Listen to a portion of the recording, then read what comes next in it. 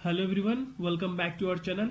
Guys, फिर से मैं आप लोगों के लिए एक बहुत ही इंटरेस्टिंग वीडियो लेके आया हूँ। इस वीडियो में आज हम पढ़ेंगे एक छोटा सा स्टोरी जिसका नाम है लविंग फादर। लविंग फादर, इस स्टोरी में बस यही जिक्र किया गया है कि कैसे एक पिता अपने बेटे को बचाने के लिए अपनी ज़िंदगी को दाव पे लगा देता है। तो गाइज, एक चीज़ मैं स्टोरी स्टार्ट करने से मैं आपको बता दूं, अगर आपको रीडिंग में बहुत ज़्यादा ही प्रॉब्लम होता है, अगर आप छोटी छोटी चीज़ों को इजीली नहीं समझ पाते हैं, तो ये वीडियो बस उन लोगों के लिए है जो रीडिंग करने से बहुत ज़्यादा ही डरते हैं। तो इस वीडियो के थ्रू मैं उन्हें एक एक स्टेप वाइज मैं क्या करूँगा, इस वीडियो को, इस कहानी को क्या करूँगा कि तोड़ तोड़ के आपको समझाऊंगा और आपको ये चीज़ें बहुत इजी लगेंगी। अगर इस तरह की स्टोरीज और आप पढ़ना चाहते हैं तो मेरे चैनल पे बहुत सारे ऐसे स्टोरीज अवेलेबल है, आप वहाँ पे भी जाके इंग्लिश को ईजिली समझ पाएंगे। ठीक है गाइस, तो चलिए वीडियो को स्टार्ट करते हैं। जैसे कि यहाँ पे दिया गया है कि लॉन्ग लॉन्ग एगो। तो लॉन्ग लॉन्ग एगो का मतलब क्या होता है कि बहुत समय पहले। ठीक है, तो बहुत समय पहले there was a king, there was a Mughal king, मतलब एक मुगल किंग था। इसका मतलब हुआ कि एक मुगल किंग था। हिज नेम वाज बाबर, उसका नाम बाबर था। तो हिज नेम का मतलब हुआ कि उसका नाम, एंड वॉज बाबर मतलब बाबर था। ठीक है, तो आई होप कि आपको यहाँ तक समझ में आया होगा। आगे दिया गया ही फाउंडेड, ही फाउंडेड मतलब उसने स्थापना किया। फाउंडेड मतलब क्या करना, स्थापना करना। The Mughal umpire in India, मतलब इंडिया में मुगल अंपायर को, जो मुगल साम्राज्य था, जो मुगल लोग का जो साम्राज्य था इंडिया में, इन्होंने क्या किया था, मतलब उन्हीं का स्थापना किया था। तो जो बाबर था, अगर आप मुगल साम्राज्य के बारे में कुछ डीपली पढ़ना चाहते हैं तो हिस्ट्री में क्या है कि मुगल साम्राज्य के बारे में बहुत डीपली पढ़ाया गया है। आप वहाँ पे जाके इनके बारे में और इन्फॉर्मेशन ले सकते हैं। बट यहाँ पे एक छोटा सा स्टोरी है, उसी पे ये कहानी लिखा गया, तो मैं यहाँ पे आपके साथ शेयर कर रहा हूँ। ठीक है, बाबर हैड अ सन, बाबर के पास क्या था, एक मतलब उसका एक बेटा था। हैड अ सन मतलब कि उसके पास एक बेटा था, इट मीन्स कि उसका बेटा था। हुमायूं, जिसका यहाँ पे नाम दिया गया है कि उसका नाम क्या था, हुमायूं था। Babur loved him very much, Babur loved him very much मतलब बाबर उससे बहुत ही प्यार करता था। वेरी मच मतलब बहुत ही, एंड लव मीन्स प्यार करना होता है। ठीक है, वंस एक बार हुमायूं फेल सिक, एक बार क्या हुआ कि हुमायूं जो उनका बेटा था, बाबर का जो बेटा कौन था, हुमायूं, हुमायूं क्या था, फेल सिक, फेल सिक मतलब बीमार होना। तो क्या हुआ कि एक बार हुमायूं बीमार हो गया। हिज कंडीशन बिकेम ओर्ज, उसका जो कंडीशन था, जो उसका सिचुएशन था, बिकेम ओर्ज मतलब खराब हो गया। Day by day, day by day मतलब दिन प्रतिदिन क्या होगा कि खराब हो गया। मतलब आज ठीक है तो आज अगर मान लो कि थोड़ा है तो आने वाले टाइम में और ज़्यादा ही खराब हो जाना। तो डे बाय डे क्या हो रहा था, ओर्ज हो रहा था, ओर्ज हो रहा था मतलब कि खराब हो रहा था। ठीक है, तो his condition became worse day by day मतलब उसका कंडीशन डे बाय डे खराब होता गया। ठीक है, ये इसका मीनिंग ऑफ बिकेम मिस होना। आगे जैसे आप फिगर में भी देख पा रहे कि यहाँ पे ये उसका बेटा जो है हुमायूं लेटा हुआ है, एंड उसके बगल में यहाँ पे कौन है, जो मुगल अंपायर के जो हेड है वो बाबर है। ठीक है, बाबर एंड इसका सन है। ठीक है, आगे देखते हैं स्टोरी में। स्टोरी में फिर दिया गया है कि he could not neither move nor speak, मतलब वो उतना ज़्यादा डे बाई डे उसका जो तबीयत खराब हुआ था कि he could not neither move, वह तो ना ही मूव कर सकता था, नॉर स्पीक और ना ही बोल सकता था। इस सेंटेंस का ये मतलब हुआ कि he could not neither move nor speak मतलब वह तो ना ही मूव कर सकता था और ना ही बोल सकता था। ठीक है, आगे फिर दिया गया स्टोरी में कि हिज आईज वर संक, उसके आंख धस गए थे। संक मतलब जैसे बीमारी के बाद क्या होता है, हम लोग आप खुद को महसूस किया होइएगा कभी कि आपकी आंखें अंदर चल जाती है ना, थोड़ा सा धसा हुआ फील होता है। संक मतलब कि अंदर चला गया। तो हिज आईज वर संक, उसके आंखें धस गए थे। And there was no flesh, और देयर वाज नो फ्लेश मतलब flesh left on his bones, और उसके बोन्स पे मतलब उसके हड्डियों पे फ्लेश बचे ही नहीं थे। लेफ्ट मीन्स बचना, एंड बोन्स मीन्स क्या होता है, हड्डी, और फ्लेश मीन्स क्या होता है, मांस होता है। जैसे हमारे बॉडी पे, जैसे आप देख पा रहे हो कि बॉडी पे क्या होता है, हमारे जो मांस होते हैं ना हड्डियों के ऊपर, उसी को फ्लेश कहा जाता है। तो इसका मतलब हुआ देयर वॉज नो फ्लेश मतलब फ्लेश नहीं था, लेफ्ट ऑन हिज बोन्स मतलब उसके बोन्स पे बचा ही नहीं था। लेफ्ट मीन्स बचना, बचा हुआ होना। ठीक है, आगे दिया गया है कि देयर वर नो होप, कि उम्मीद नहीं था, ऑफ ही सर्वाइवल मतलब उसके सर्वाइवल का, उसके जीने का कोई उम्मीद ही नहीं था। तो there was no hope of his survival मतलब उसके जीने का कोई उम्मीद नहीं था। होप मीन्स होता है उम्मीद, एंड सर्वाइवल मीन्स जीना। ठीक है, Babur the emperor was very sad, Babur जो एम्परर थे जिन्होंने मुगल साम्राज्य का क्या किया था, जो स्थापना किया था, वो क्या थे, बहुत ही सैड थे, मतलब वाज वेरी सैड, मतलब बहुत ही सैड थे। God was his only hope now. अब क्या, गॉड ही अब उनके केवल एक उम्मीद थे, होप मीन्स उम्मीद, एंड ओनली मतलब केवल, ओके। ही रिमेंबर्ड गॉड, उन्होंने गॉड को याद किया with folded hand. Folded hand मतलब जैसे कि हाथ को मोड़ के, जैसे हम लोग जैसे हम गॉड से जब रिक्वेस्ट करते हैं तो हम हाथ जोड़ के, हाथ को फोल्ड करके जैसे नमस्कार करते हैं। लेकिन बाबर क्या थे, बाबर जैसे आप मस्जिदों में देखते देखते हुए बहुत सारे लोग जब अजान पढ़ते हैं तो अपने हाथ को कैसे फोल्ड करते हैं, तो वैसे ही उन्होंने क्या किया कि उन्होंने गॉड को रिमेंबर्ड किया with folded hand. It means कि अपने हाथों को मोड़ते हुए, मोड़कर जैसे करते हैं उसी तरह। And with all sincerity prayed to God. और विद ऑल सिंसियरिटी मीन्स क्या होता है, सिंसियरिटी मतलब पूरे ध्यान से, पूरे मतलब मगनता के साथ, पूरा फोकस उसी पे होना, ठीक है। तो विद ऑल सिंसियरिटी प्रेड मतलब पूरे ध्यान लगा के प्रे किया, किसके लिए, तो टू गॉड मतलब गॉड के लिए, ठीक है। ही knelt down, he knelt down near the head of the sick princess.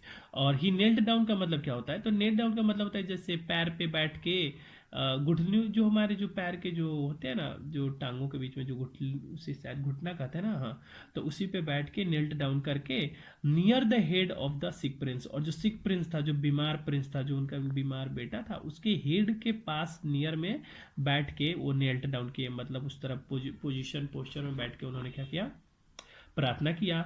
He forgot, वो भूल गए, all things of the world, मतलब दुनिया की सारी चीज़ों को फॉरगॉट कर गए, इट मीन्स कि भूल गए।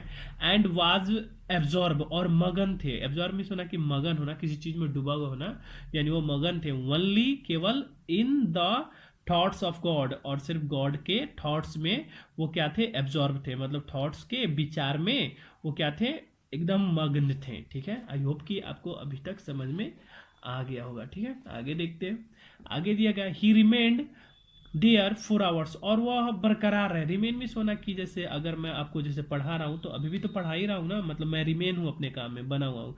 उसी तरह जैसे वो क्या हुए थे, नेल्ट डाउन हुए थे अपने पैरों पे बैठ के, अपने जो सिख प्रिंस के लिए जैसे वो गॉड से रिक्वेस्ट कर रहे थे, तो वही बता रहा है कि ही रिमेन्ड देयर 4 आवर्स, मतलब वो घंटों के लिए, घंटों के लिए वो क्या रहे कि उस मतलब उस प्रोसेस में वो रिमेन रहे, इट मीन्स कि बने रहे, अपना वो पूजा पाठ या जो भी कर रहे थे वो कर ही रहे थे। Babur gathered the strength of his mind, Babur ने गैदर किया इट मीन्स कि इकट्ठा करना, the strength of his mind, अपने माइंड के स्ट्रेंथ को, अपने माइंड के शक्ति को उन्होंने गैदर किया। एंड प्रे टू गॉड, और गॉड से प्रे किया।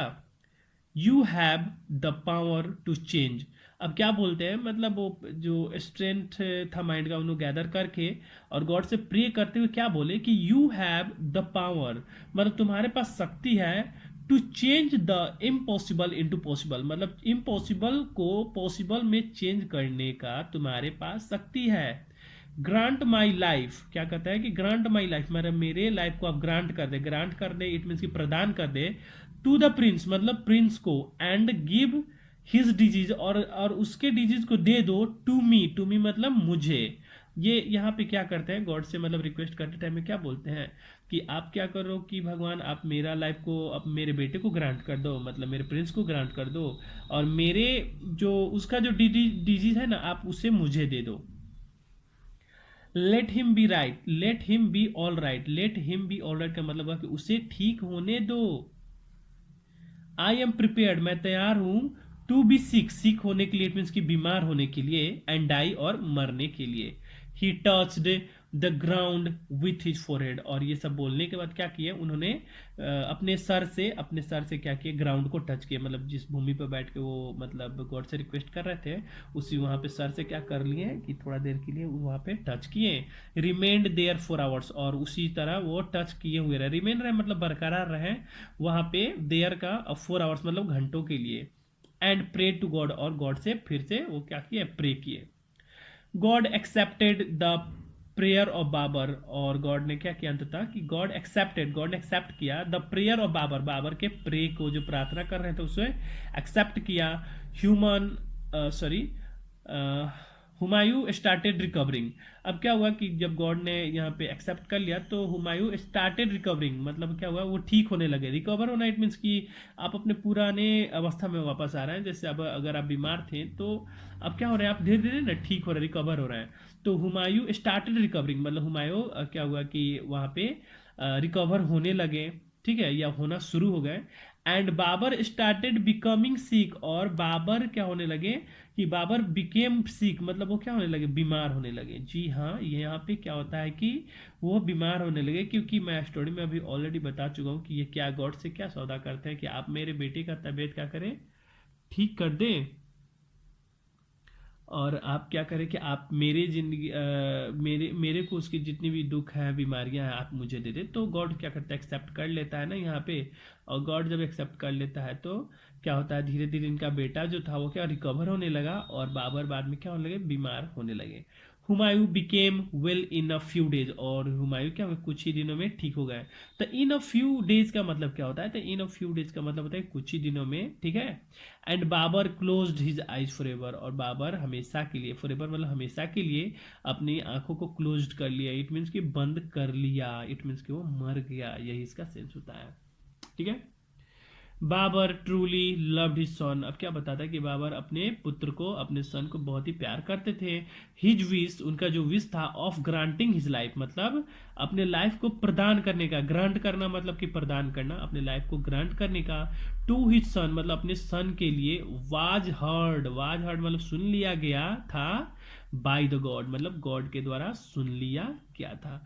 तो यहाँ पे आपको समझ में आ गया होगा कि स्टोरी में बस यही बताता है कि जैसे कि एक पिता अपने बेटे के जान को बचाने के लिए अपने लाइफ को क्या करता है, अपने बेटे को दे देता है, और अपने बेटे की जो बीमारी है उसे अपने लिए अपने ऊपर लेके, और क्या होता है, हमेशा के लिए इस दुनिया को छोड़ के चला जाता है, इट मीन्स को मर जाता है।